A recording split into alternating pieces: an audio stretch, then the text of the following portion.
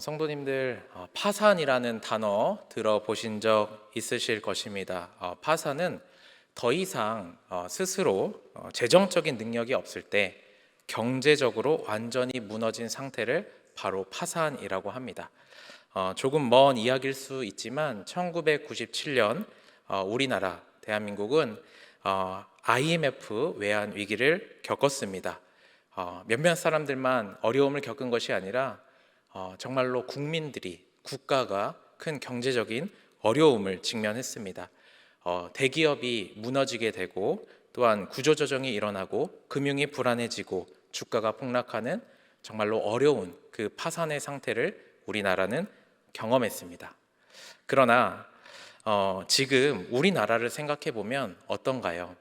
1997년 외환위기로 참 어렵고 힘들었는데 지금은 우리가 경제 대국, 전 세계 10위에 드는 나라가 되었습니다. 이전에는 우리나라가 도움을 받아야 하는 나라였지만 이제는 경제적으로 여러 가지 것들로 도움을 주는 나라가 되었습니다. 사랑하는 성도님들, 우리가 어떻게 이렇게 경제적으로 하나님의 은혜를 누리며 살아갈 수 있게 되었을까요? 그것은 물론 하나님의 은혜이지만 외부의 도움을 받았기 때문입니다. 외부의 구제 금융을 통하여서 우리나라가 일어설 수 있었던 것입니다. 이처럼 재정적인 문제, 파산을 극복하려면 외부의 도움이 필요합니다. 그런데 저는 오늘 여러분들에게 영적 파산이라는 것에 대해서 말씀드리고자 합니다. 영적 파산. 우리의 영혼은 죄로 인해서 완벽하게 무너진 상태였습니다. 그것이 바로 영적 파산입니다. 영적 파산의 상태에 빠졌을 때 우리는 스스로의 힘으로 결코 회복될 수 없습니다. 그렇다면 우리가 영적인 파산의 상태에서 회복되기 위해서는 어떻게 해야 할까요? IMF 때 외부의 구제 금융을 받았던 것처럼 영적인 파산의 상태에 있는 우리는 바로 외부인 하나님의 은혜를 구하며 나아가야 합니다. 하나님의 은혜를 구하며 나아갈 때 하나님께서 우리에게 주시는 그 구원의 능력 가운데 우리는 다시 회복하고 일어설 수 있게 되는 것입니다. 아담과 하와가 선악과를 먹는 그 죄의 문제에 빠지게 됨으로써 모든 인류는 영적인 파산의 상태에 이르게 되었다라는 것을 우리가 먼저 인정하기를 원합니다. 그래서 스스로의 그 문제를 해결할 수 없는 우리는 오직 하나님 예수 그리스도의 십자가의 능력으로 우리가 채움받고 우리의 문제들이 해결될 수 있다라는 것을 기억할 수 있기를 바랍니다. 성도님들, 오늘 이 시간 이 자리에 왜 오셨나요? 기도하러 오셨고 또 말씀 듣고 기도하러 오셨고 여러 가지 이유로 우리 성도님들 오셨으리라 생각이 됩니다. 여러 가지 이유가 있겠지만 이 시간 우리가 무엇보다 내 스스로 나를 채우는 것이 아니라 하나님의 은혜로 우리를 채울 수 있기를 원합니다. 영적인 파산의 상태에 있는 나의 마음과 나의 상태를 예수 그리스도의 그 은혜로 채움받아 나아갈 수 있는 은혜가 가득한 밤이 될 수 있기를 원합니다. 오늘 본문 말씀 창세기 9장을 보시면 하나님께서 노아와 그 후손들에게 주신 언약의 말씀을 잘 담고 있습니다. 오늘 본문에서 무지개가 등장하게 되는데요. 이 무지개는 단순한 현상이 아닙니다. 성경에서 분명하게 이 무지개가 하나님과 인류 사이를 이어주는 그 언약을 상징한다라고 말해주고 있습니다. 하나님께서는 죄로 인해서 홍수로 심판하시고 그 다음에 무지개를 구름 속에 두어 더 이상 물로 심판하지 않겠다라는 약속을 하셨습니다. 하나님의 약속을 상징하는 것이 바로 이 무지개인 것입니다. 그런데 이 무지개가 의미하고 있는 것이 단순히 앞으로는 인류를 물로 심판하겠다라는 1차원적인 의미만이 아니라 더 깊은 의미를 담고 있습니다. 그것은 바로 예수 그리스도입니다. 어떻게 무지개를 통하여서 예수 그리스도를 생각해 볼 수 있을까라고 또 의문을 가지실 수 있지만 제가 한번 말씀을 드려보겠습니다. 무지개라는 그 무지개를 원어로 히브리어로 말하면 케셰트라는 건데요. 이것이 의미하는 게 첫 번째는 무지개이면서도 두 번째 의미는 바로 활입니다. 활. 네, 활. 자, 여러분 한번 생각해 볼까요? 인류의 죄로 인해서 물로 하나님께서 심판하셨어요. 홍수로 심판하셨어요. 그리고 하나님께서 내가 물로 다시는 심판하지 않겠다라고 하면서 인류에게 무지개를 주신 거예요. 그런데 제가 이 무지개가 어떠한 의미를 담고 있다고 말씀드렸죠? 바로 활입니다. 그런데 한번 생각해 볼까요? 무지개가 이렇게 폈어요. 무지개가 떴어요. 그러면 그걸 활이라고 생각했을 때 그 활은 어떠한 방향을 가리키고 있을까요? 무지개가 이렇게 떠지는 않죠? 이렇게 뜨잖아요. 그러면 이렇게 활이 있다고 쳤을 때 그 화살이 어디를 향하고 있을까요? 바로 하늘을 향하고 있는 거예요. 이 무지개를 통하여서 하나님께서 언약을 주셨다라는 것은 이제는 다시는 물로 심판하지 않겠다라는 의미와 더불어서 모든 인류의 죄를 하늘에 계신 아버지의 아들 바로 예수 그리스도를 향하겠다라는 그러한 언약을 우리에게 말해주고 있는 것입니다. 바로 이 무지개는 잠시 이 모든 심판을 멈추겠다라는 것이 아니라 모든 심판을 자신의 아들 예수 그리스도께 돌리겠다라는 그러한 은혜를 우리에게 말씀해 주고 계시는 것입니다. 사랑하는 성도님들, 하나님의 은혜가 얼마나 가득한지, 하나님의 은혜가 얼마나 풍성한지 오늘 말씀을 통하여서 무지개 언약을 통하여서 우리가 느낄 수 있기를 원합니다. 내 스스로 해결할 수 없는 그 구원과 죄의 문제, 바로 하나님께서 자신의 아들 예수 그리스도께 돌리셨다라는 말씀을 오늘 우리에게 이야기해 주고 계시는 것입니다.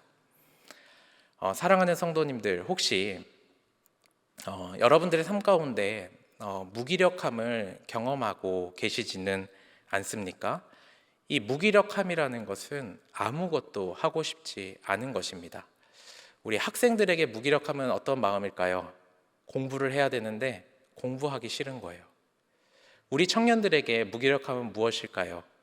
네, 열심히 취업을 해야 되는데, 열심히 직장 생활을 해야 되는데 하기 싫은 거예요. 그렇다면 이곳에 계신 우리 많은 장년 여러분, 여러분들에게 무기력함은 무엇입니까? 여러분들 때로는 무엇을 하고 싶지 않으시고 때로는 무언가를 놓고자 하는 마음, 우리 가운데 있는지 한번 돌이켜 볼 수 있기를 원합니다. 그런데 이러한 무기력함 가운데 있을 수 있지만 우리가 아무것도 하지 않을 수는 없습니다. 이 무기력함 가운데 있을 때 우리는 어떻게 해야 할까요? 바로 외환위기 때 외부의 도움을 받았던 것처럼 내가 무기력한 상태에 있다면 하나님께 도움을 구해야 합니다. 내가 무언가 하고 싶지 않을 때, 내가 아무런 마음이 들지 않을 때, 모든 것을 손 놓고 싶을 때 우리는 하나님을 의지하며 하나님께 기도하며 나아가야 합니다. 사랑하는 성도님들, 오늘 여러분들은 이 밤 기도하러 오신 줄 압니다. 기도하실 때 여러분들 마음속에 있는 무기력함과 여러분들의 삶 가운데 있는 무기력함이 있다면 하나님의 은혜를 구하며 나아갈 수 있기를 원합니다. 하나님께 구하며 나아갈 때 하나님께서 채워주실까요? 채워주지 않으실까요? 채워주실 줄 믿습니다. 그것이 우리의 믿음의 고백이니 오늘 이 밤 하나님께서 우리에게 풍성한 은혜를 더하여 주실 줄 믿습니다. 이렇게 외부로부터의 도움을 받는 것, 하나님의 도움을 받는 것, 그것은 바로 우리가 영적인 무기력함 가운데 살아갈 수 있는 비법이 됩니다. 예수 그리스도를 믿음으로 구원받은 우리가 삶의 모든 순간 속에서 필요한 문제뿐만 아니라 하나님과의 관계 속에서 우리의 신앙에 무기력함이 있다면 하나님께 공급받아 나아갈 수 있는, 다시 한번 힘을 얻어 나아갈 수 있는 은혜가 가득한 밤이 될 수 있기를 원합니다. 그런데 성도님들, 혹시 우리가 무기력함 가운데 살아갈 때 삶의 무기력함이든 영적인 무기력함이든 우리가 그 무기력함 가운데 살아갈 때 혹시 내 스스로 해결하려고 하고 있지 않은지 우리의 모습을 돌이켜 볼 수 있기를 원합니다. 때로는 우리는 스스로를 위로하며 이렇게 말할 수 있습니다. 나 정도면 괜찮아. 나 정도면 괜찮은 사람이야 라고 생각할 수 있습니다. 이 말은 자신의 의로움을 자랑하며 자신의 무기력함을 해결하려고 한다라는 것입니다. 하지만 스스로의 의로움을 자랑하며 스스로의 의로움으로 만족하고 위로한다면 결국 더 깊은 무기력함 가운데 빠지게 될 것입니다. 이 말은 다시 한번 말씀드리지만 우리가 삶 가운데 그리고 영적으로 무기력함이 있다면 내 스스로 그것을 해결하려고 하는 것이 아니라 하나님께 우리의 문제를 올려드리며 하나님께 힘을 구하며 나아갈 때 우리의 모든 문제들이 회복될 수 있다라는 것입니다. 하나님 없어도, 하나님 아니어도, 하나님께 기도하지 않아도 내가 할 수 있다라는 생각은 우리를 영적 파산의 길로 이끌어 갈 것입니다. 인간적인 노력은 결코 구원에 이를 수 없고 인간적인 노력은 결코 우리의 신앙을 채워줄 수가 없습니다. 분명한 답은 우리가 하나님께 의지하며 하나님께 은혜를 구하며 나아갈 수밖에 없다라는 것입니다. 이러한 신앙과 이러한 영적인 회복은 성경의 인물인 다윗을 통하여서도 살펴볼 수 있습니다. 다윗은 자신의 삶 가운데 굉장히 지어서는 안 되는 큰 죄를 지었지만 하나님께 나아가 회개했습니다. 다윗은 자신의 죄를 고백하며 시편 51편 1절 이렇게 고백했습니다. 시편 51편 1절 함께 읽도록 하겠습니다. 하나님이여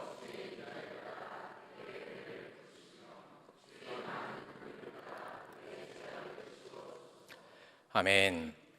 다윗은 자신의 이 연약함의 문제, 무기력함의 그 죄의 문제에 있어서 결코 자신의 죄를 덮거나 스스로 해결하려고 하지 않았습니다. 대신 그는 철저히 자신의 연약함을 인정하고 하나님의 자비와 용서를 구하는 기도를 드렸습니다. 그 결과 하나님께서 다윗을 용서하시고 다시 일으켜 세워주셨습니다. 사랑하는 성도님들, 기도가 회복의 출발점이라는 것을 우리가 함께 기억하기를 원합니다. 우리가 다윗과 같이 하나님께 기도하며 나아갈 때 하나님께서 우리의 기도를 들어주시고 우리 성도님 한 명 한 명을 회복시켜 주실 줄 믿습니다. 우리가 간혹 기도할 때 우리의 문제, 우리의 어려움을 단순하게 나열할 때도 있습니다. 물론 이런 것도 필요합니다. 하지만 기도는 단순히 우리의 문제를 나열하는 시간이 아니라 하나님께서 나와 함께 하심을 믿고 하나님의 뜻에 나 자신을 맞추는 것이다 라는 것을 우리가 기억하기를 원합니다. 기도는 하나님과 우리의 관계의 회복을 점검하는 시간이고 하나님께서 우리에게 새로운 시작을 허락하는 은혜의 시간이라는 것을 기억할 수 있기를 원합니다. 그렇다면 우리는 어떻게 기도해야 될까요? 우리는 겸손하고 간절한 마음으로 기도해야 합니다. 이 기도의 중요한 태도는 하나님의 능력을 신뢰하는 것입니다. 그리고 기도할 때 첫 번째, 하나님께서 우리가 기도하며 나아갈 때 역사하실 것을 믿으며 나의 힘이 아니라 하나님의 도우심을 구하며 나아가는 것이 중요합니다. 두 번째, 하나님의 뜻에 순종하고자 하는 마음으로 기도하는 것이 중요합니다.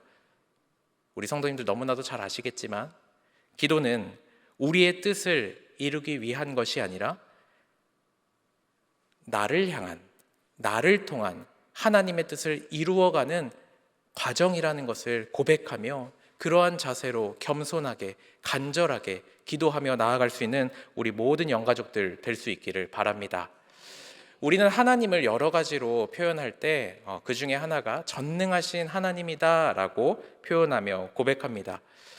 우리가 하나님을 믿으며 하나님을 의지하며 나아갈 때 우리는 죄의 무기력함에서 벗어날 수 있고 우리가 마주하는 모든 문제 가운데 하나님의 능력을 경험하게 될 줄 믿습니다.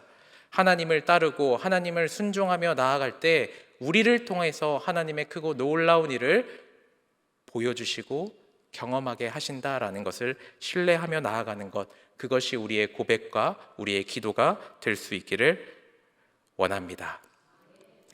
성경의 인물 속에 또 요셉이 있는데요. 요셉은 참 많은 고난과 시련을 경험한 사람입니다. 요셉은 가족들, 형들에게 배신을 당해서 이집트, 애굽으로 끌려갔고요. 또한 억울하게 감옥에 갇히는 또 수많은 역경을 경험한 사람이었습니다. 요셉의 삶을 돌이켜보면 엉망진창이라고 할 수 있고 좌절뿐이다라고 할 수 있습니다. 또 그의 삶에 있어서는 희망이 없어 보인다라고도 할 수 있습니다. 하지만 그 모든 어려움 가운데서도 요셉은 끝까지 하나님을 신뢰하며 하나님께 기도했다라는 것을 우리가 기억하기를 바랍니다. 요셉은 결코 스스로의 힘으로 해결하려고 하지 않았습니다. 하나님께 자신의 문제를 드리고 하나님께 맡기고 하나님의 선한 계획을 신뢰하며 나아가게 되었습니다. 요셉은 하나님의 은혜로 이집트의 총리가 되었습니다. 그럼에도 불구하고 높은 자리와 대단한 능력과 높은 지위를 가졌음에도 불구하고 요셉은 자신의 힘이 아니라 끝까지 하나님의 은혜를 구하며 하나님의 전능하심을 드러내며 나아갔다라는 것을 우리가 살펴볼 수 있습니다. 요셉은 창세기 50장 20절 이렇게 말합니다. 함께 읽도록 하겠습니다. 당신들은